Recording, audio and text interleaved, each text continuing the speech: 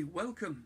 As you can tell by the title page, I'm indeed talking about the upcoming 2018 animated series, Transformers series, called Transformers Cyberverse. I'm very interested about this series, considering I wasn't the biggest fan of the series we've had before, which was Transformers Robots in Disguise. I kind of like the idea of it where most of the Decepticons were kind of Insecticons, and they weren't necessarily just like the Autobots where they were like proper Cybertronian warriors. They were kind of like mixed between insects and fish and weird things like that. You know, they're kind of like hybrid kind of looks to them, and I liked that idea. But coming to Cyberverse, I think they've got rid of that aspect and they've gone back to the idea of kind of looking like a G1 looking show, but with design flares of Robots in Disguise and Prime and so on. So let's just have a break here for a moment and let's have a look at these character designs. Okay, so here we go. So this is Bumblebee, who's the first one, and he is the main character in Transformers Cyberverse. But as you can see, he looks really, I like him. He's a combination there. You can definitely see his combination. Really cool. I personally really like that design. I prefer this design to the Robots in Disguise design for Bumblebee. Next up is none other than Optimus Prime. Love it. I really don't know how much more I can say about it. I absolutely love the design of Optimus. I mean, it's definitely G1-esque there. Next up, we've got Windblade. Now, Windblade, well, I'm all for new fembots, and I have been a little bit sceptic of her a little bit. I don't like her in the Machinima series that she stars in. Yeah, I'm down for having a bit more of her, and her actually essentially being the second main character in the series, because she's actually the one that tries to help out Bumblebee. Next up we have none other than Grimlock. Now this is a very interesting design for Grimlock. Now very G1 looking. And I'm very happy he's no longer a green T-Rex, which he was in Robots in Disguise. Very nice. As you can see, he doesn't have a faceplate, but he probably will have a faceplate. He probably might have a battle mask, like a battle mode, when he fights. But anyway, so yeah, it's an interesting, you know, some fans are talking about it in a negative light. They don't like that he's got a mouth, but quite frankly, does that really matter? No, it doesn't, but quite frankly, I'm all for this. Looks very cool. Next up, we have Wheeljack, and I'm interested about Wheeljack being in this, but what I love about the design, you can probably see by the head alone, he has a bloody beard, and he looks flipping awesome. He has a Riker beard, folks, he has a Riker beard. Right, so let's move on to the next one, and we have Ratchet. So we have Ratchet back. Not really surprised to see Ratchet back. Very nice looking.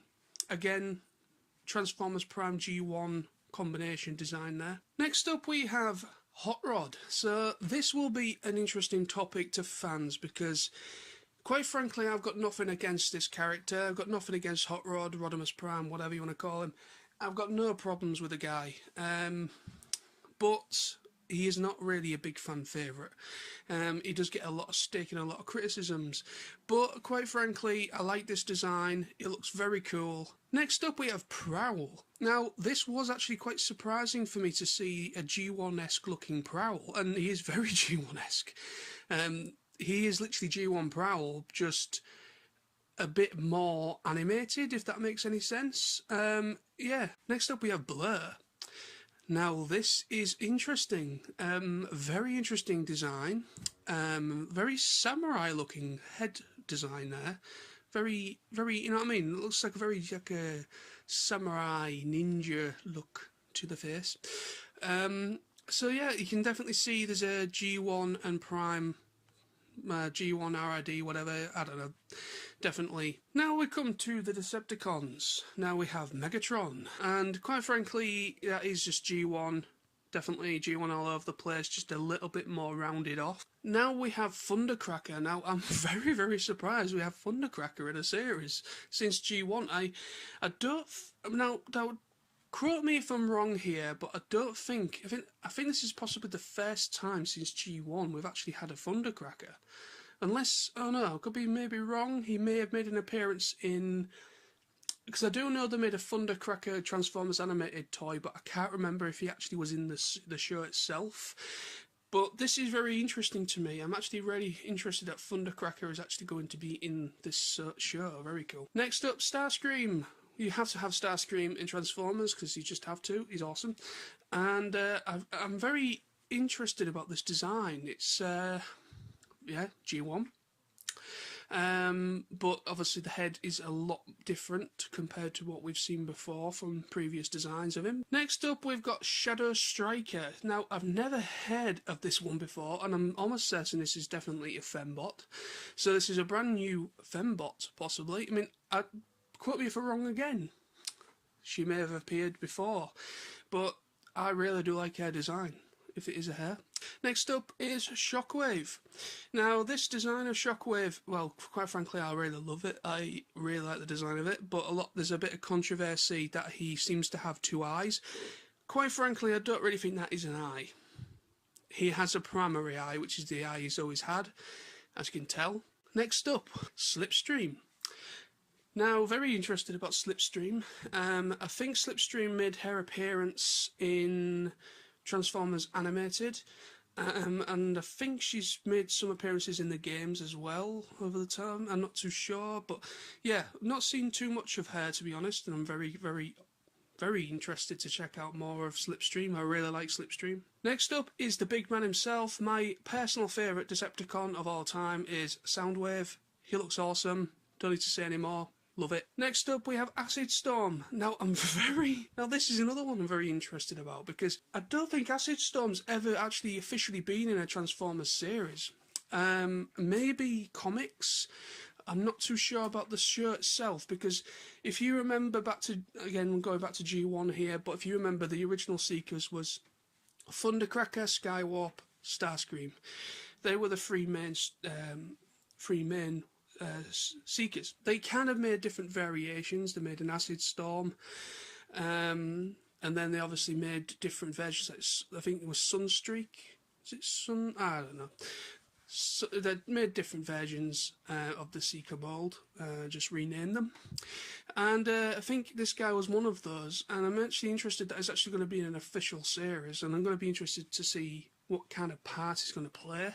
Okay, so that was the character design. So, for those of you that probably don't really know too much about Transformers Cyberverse, but what I found out about this is that this series has been animated or produced by a